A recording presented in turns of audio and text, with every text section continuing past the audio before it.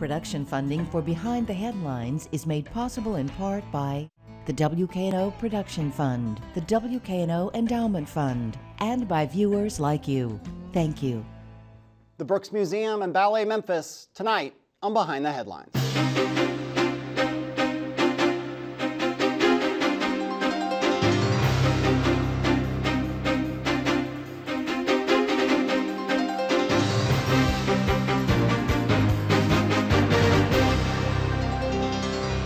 I'm Eric Barnes, publisher of the Memphis Daily News. Thanks for joining us. And I'm joined tonight by Dorothy Gunther Pugh, CEO, Artistic Director from Ballet Memphis. Thanks for being here. I'm glad to be here. And Emily Neff is Executive Director of the Memphis Brooks Museum of Art. Thank you for being here. Thank you, Eric. Along with Bill Dries, Senior Reporter with the Memphis Daily News. I wanted to do this show for a while. We've talked about it. We do events sometimes at the Brooks, and obviously with everything going on with Ballet Memphis moving or building its new space, I should say, in Overton Park or Overton Square. But my first question is just, what's going on for you, the centennial year? You guys have this 100-year anniversary. You've been celebrating it all year. What does that mean to you? What's important about that? What's changed in the Brooks and so on? Well, it's huge. There aren't all that many art museums in the country that reach that milestone of 100 years. So our history is not quite geological time, but it is deep history. And so we'll be finishing up the centennial year in May of 2017. I've been here in Memphis for a year and a half, so when I came to the Memphis Brooks, hit the ground running to help us plan for the centennial. And so where we are right now is in pre-planning for the next 100 years. So we're using the momentum of turning 100 years old to do what I called Botox renovations, meaning that we needed facial surgery, but we didn't have the time or the money. So we closed, some people may remember, we closed for 2 months to do an extraordinary amount of work to get ready for the centennial. New floors, knocking down walls, really trying to give ourselves a kind of facelift, or as our director of operations says, we MacGyvered our way to the centennial, which is somewhat true.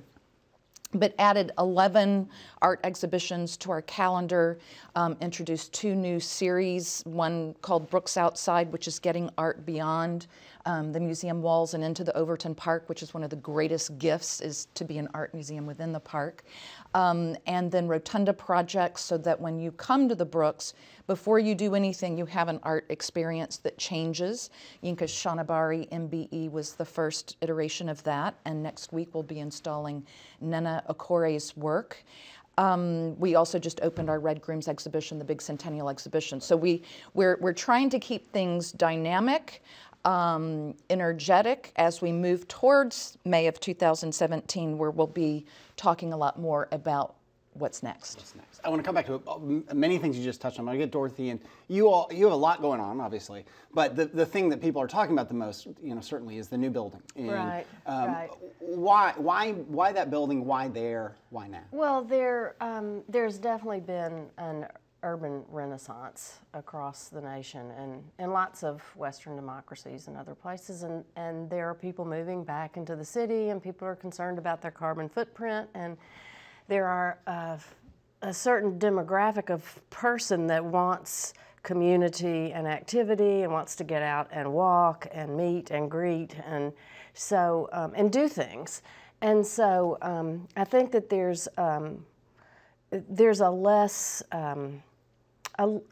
there's a certain kind of yearning for not being isolated, and so we actually hired a consultant, Adrian Ellis, he's doing work on the CERN museum for the Higgs boson particle, and he's working with all kinds of people to try to figure out how to save Venice and use the traffic coming in big ships to figure out how to educate people so that they can care about what's happening to the environment and affecting Venice. So we picked a really great consultant to help us figure out, do we want to keep our headquarters in the suburbs that we've had about 20 years, or don't we want to be, my feeling was we needed a presence in town because the world was changing pretty rapidly, and we wanted to be closer to various diverse communities and serve our city better and be a part of everyone's daily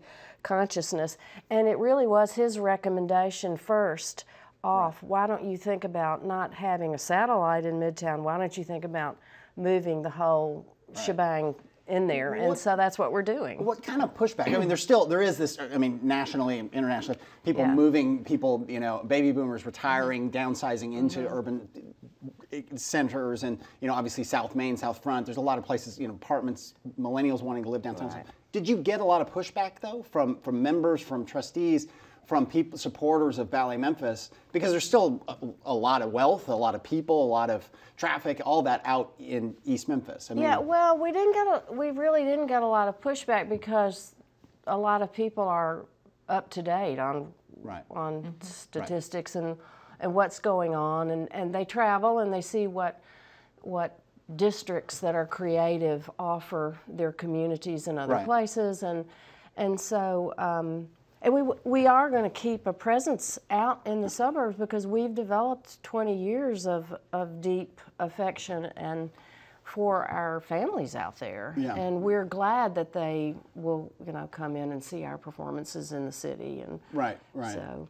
I'll go to Bill. I should also note that we were going to have Ekundayo Bandele from Hadaloo Theater. We couldn't work out the scheduling on it because it's just another part of this, which is the kind of Midtown part and the urban part. But anyway, we'll go to Bill. And let's talk about Overton Square, because the new facility is at Madison and Cooper in an area where Hattie Lou, as well as the other theaters, have created a theater district in the last 4 to 5 years. What role did that play in your decision to come there to the corner of Madison and Cooper? Well, one thing really wonderful about the arts picture in Memphis is that there are many of us who are very, very close and very collegial, who run different organizations. And so I've known Jackie forever, Jackie Nichols at Playhouse, and Ekundayo, and somehow we started sort of almost, you know, being like compatriots and conspiring. Yeah, conspiring about, well, we like to work together so much, what would it mean if we were just smack there right in the square together? And that the possibilities for advancing the things that we believe in and that are important to Memphis are can happen with proximity and accident and bumping into one another. And another thing too, I mean, I looked at museums. There's data that shows people who love the ballet and dance, the other thing that they love are museums. So whenever I go anyplace, the first place I go is the art museum. I mean, I'm always going to art museums whatever city I go to, because we're highly visual. We're very, very visual people, and I just, you know, I just felt like the visual message for people now is just very important. We're always seeing, it's a language that's become very, very prominent, even if you're not really cognizant that there's a whole new way of seeing the world close up. And we're going to be right on that corner, and people are going to be able to walk and see things. Right. So glad to hear you say that, because of the importance of visual literacy, and which is just making meaning from what we see. We don't think twice about the importance of teaching our children how to read. But do we teach them how to see? And seeing has a history. And how to think about what you see. And so I think now more than ever, so I just wanted to pick up on that point that you made. I think there's almost a language, you know, if your children study propaganda in school, and I don't know how much visual propaganda they actually study. And you know, you go to art museums, they have propaganda exhibits. And what you do, both of you are up against the fact that schools across the country are cutting arts programs, right? I mean, and so to what extent is that something that you can bring kids in, you can supplement what maybe they aren't getting, they used to get in public schools in terms of tours and so on? And museums have been doing that for a very long time, so this is not new news.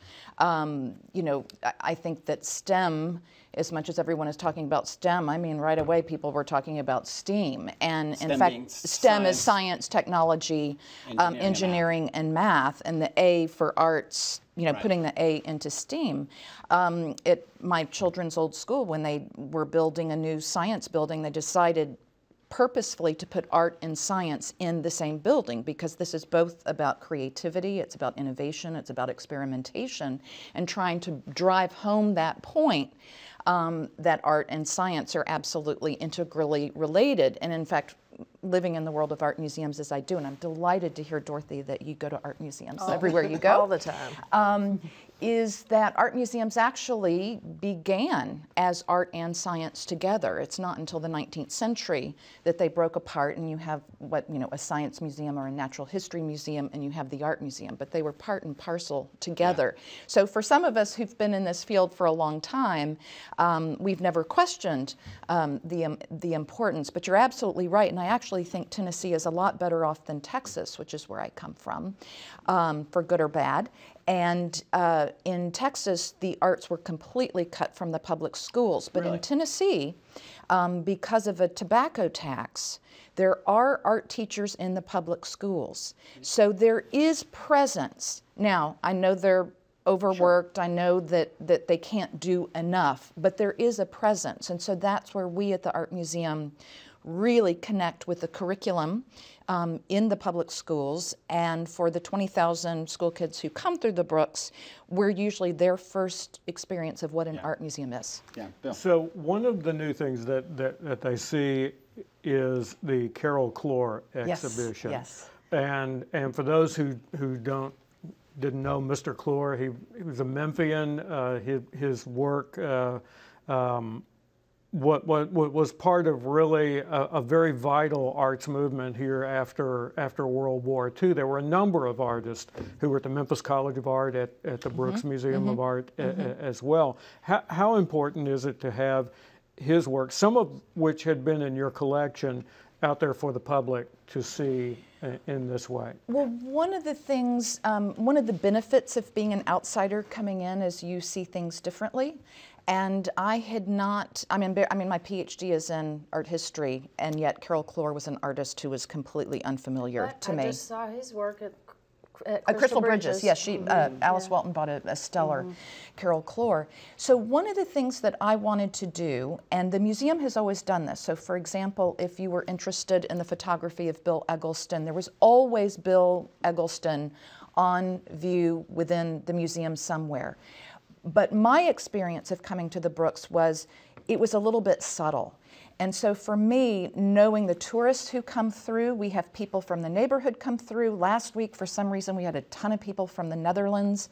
I don't want anyone to come to the Memphis Brooks and leave without knowing several artists who are from Memphis, associated with Memphis, but transcend Memphis, and in many cases have an international reputation. So one of the great things we were able to do with our Botox renovations was to take sort of inert spaces, offices, a boardroom, not used enough, and cut out the walls, put in some new flooring, and install. So if you go there now, there's a whole room of Egglestons. We're one of the great repositories of original Egglestons. We have 279, which is a rather extraordinary number of originals to have. So if you come to the museum, you cannot help but learn about Bill Eggleston, and likewise Carol Clore. And if you get lucky, you'll see him sitting outside because he lives across almost across the street. Not enough. The New York Times did a profile. Exactly, it was a profile on him, and they had the photos of him sitting outside the park. Yes, the park view. And he was in the Sunday Times too, in the style section, hanging out with Lee Friedlander, who's a photographer that I greatly admire as well. So Carol Clore as well, and it has been enormously successful, and I have to say I'm so proud of it, and this is the work of our staff. It's combined with Tennessee Furniture, and I had never heard of Sugar Chest, and I should know better before I moved to Tennessee, and also Carol Clore combined.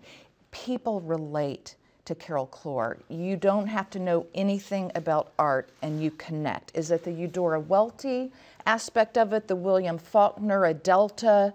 People feel like this is my guy. I can really relate to this. And so that then becomes a stepping stone to other kinds of art that you might encounter in the museum. Well, let's segue into that, there's a bunch of Memphis-inspired Ballet Memphis you guys do here and you do elsewhere that kind of picks up on what she's talking about. And how, you're from Memphis, you're from the South, but are you from? I'm a fourth generation. Fourth generation. I have 3 grandchildren who were 6th generation Memphians who have moved, even though my son-in-law continues to write glorious things about Memphis. But talk about those Memphis-inspired productions that you've done and art. Well, they're very tied to my questioning the whole historical aesthetic of the ballet anyway. Because if we're here in our community to serve our community, and we're also here to reflect back to people in the community themselves. So we're celebrating ourselves, and there's a lot of the self that has bubbled up from underneath that in Memphis it doesn't come necessarily from white Europe unless it's by a circuitous route through poverty in the hills that move west or sure. And so it always seemed to me like the ballet as an art form in America needed to work harder to give voice to the voiceless. And so we started something called the Memphis Project, and we created some very unusual work which got us some national acclaim. Then we did the River Project not too long ago, and we took a lot of that work to New York a year ago. We took a piece of to the music for Roy Orbison to the Kennedy Center, which got us. Yeah, we got fabulous press. This is not what Right. people think of as ballet. You also Right. we'll do the Nutcracker this year, and you'll do Cinderella and Sleeping Beauty. And we have trained classical artists. Right. But Yeah. you're doing an entire performance to Roy Orbison music. That's right, because when we audition, we try very hard to give an audition that really gives. I really try to find, can they move? Can they say things? Do they have a fire in their face? Do they have humor when they make a mistake? And I try to have interviews with dancers, even if there are 300 people at an audition and you call them out and you call them out. And you might save eight people, say if you're auditioning in New York. And I really ask them, I try to ask them questions so that I can ascertain something about what's in their hearts. And the upshot is too that Ballet Memphis is now, a lot of people say we are the most diverse classical ballet company of note in America now, because almost 60% of our dancers are non-white now, and right. It took a long, hard time from a committed director and donors and staff, and because we weren't ever doing things the way we were programmed to do growing up in a classical dance And you've done studio, some things with Hadaloo, right? And again, I yes, mentioned we earlier did a piece that about we're trying Ida to B. get Wells. Ida. We did. We combined with that. Mm-hmm. Go ahead. This is what I love about Memphis, though, and I'm not really an outsider anymore, I'm a Memphian. But this is where, and I look at the art museum, which has some similarities, is that we can be the 21st century leaders of what it means to be truly an inclusive organization. Yes. And I look, everybody looks to New York. I get it. But when it comes to being innovative, experimental, we're not as entrenched here. And we have that ability to really change things, and we already have. I was looking at our board, I was looking at our history of exhibitions, and when you're 100 years old, there's a lot of history there.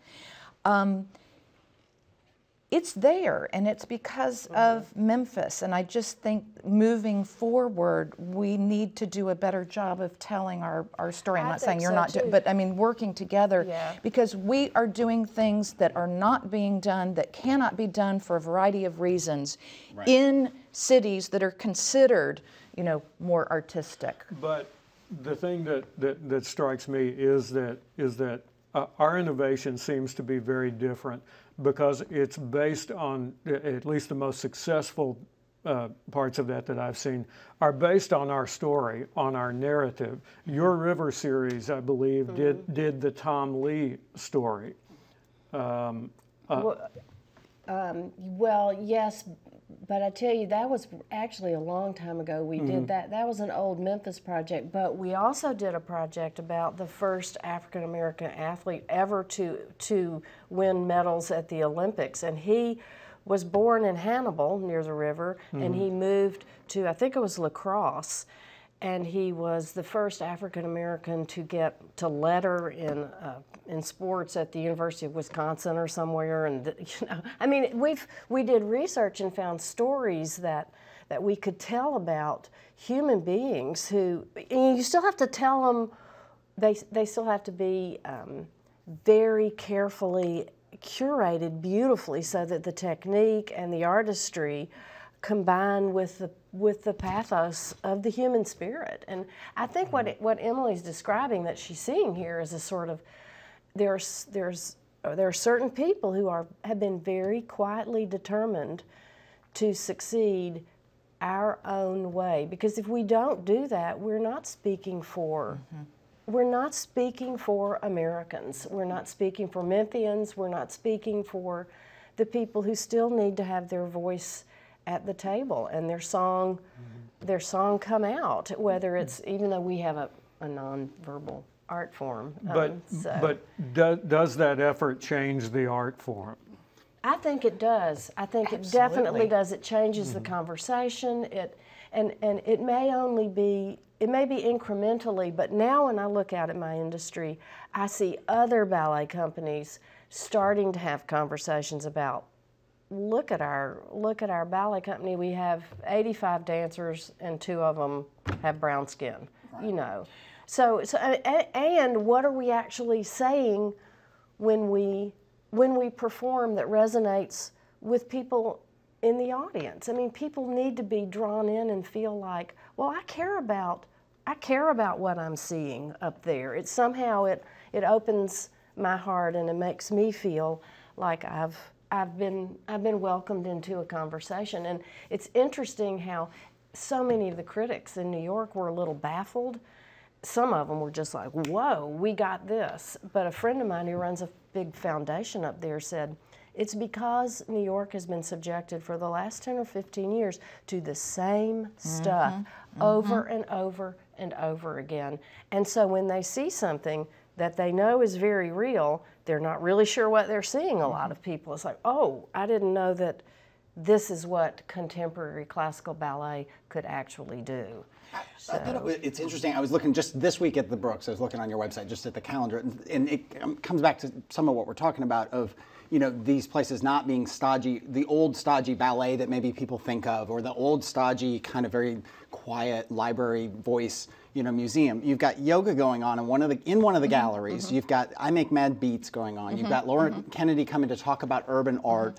And as a ballet person, right? I mean, so that some of that was done before you were there, and more it sounds like since. But that connecting with the community, getting people to view the museum differently, right? Always. Yeah. Always. I think that we're, you know, marketing, those kinds of dollars are always really small, so we're trying to do a better story, a better job of telling our story. But to get back to what you were saying, at the end of the day, it really is about identity and what kind of city you aspire to be. And arts organizations have always played a huge role in how a city is defined. And so we think a lot about that. To get back what you were saying about what I think is essentially about globalization and localism. And so you're always trying to do a kind of balance between the two. It's the same criticism about art museums.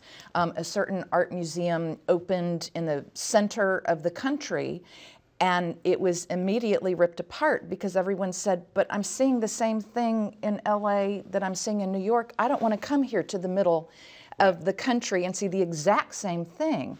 So it's about also bringing that personality of place into how you do your programming. You're still going to do the internationally important, you know, blah, blah, blah. You're still going to honor the great artists in your own community, but it's that two-way street, sort of like you were talking about. Does it change the art? Does it change the art programming? Absolutely, and it should. And that's one of the reasons I was really drawn to Memphis, is it seemed to me a city that was very respectful of that, very interested in who we are, very interested in not being like other places. I've seen so many art museum directors fail when they take their own blueprint of what an art museum should be and map it onto a place without learning what that place is and that history. Rampant in the ballet world. Just, I mean, if for every 300 female students in the ballet, there can be one boy, and he is so rare and so privileged that he is pulled out of that crowd, and he is privileged. And lo and behold, you have 58, 60 ballet companies. Yeah, you know how many are run by women who are really making the conversational artistic choices? I think now we just added 2 more. I think there's 6. 6 of us. Is that it? That is it. And all of us have college degrees or beyond, and that's very, very rare for anyone running a ballet company artistically to even have an advanced degree. It's sort of that story like, if you're going to be a woman and run something, you're going to have to be really, really good. This is too long. We don't have a whole lot of time left. I'm curious. Somebody new talking about how Memphis, and embracing its identity. I'm curious how it's changed for you over time with Ballet Memphis. Originally, were you under a lot of pressure to do the classics, and now people embracing the local? I was never under a lot of pressure to do anything because I had the great fortune of living in a city that was an outlier. I was an outlier myself, so I just had kind of a ripe field to say, here's what I'm going to do, and come along, and I hope you like it. All right, and we're they going to leave did. it there. We're out of time. Thank you both for being here. Thank you for joining us. Join us again next week. We'll sit tight. Bye.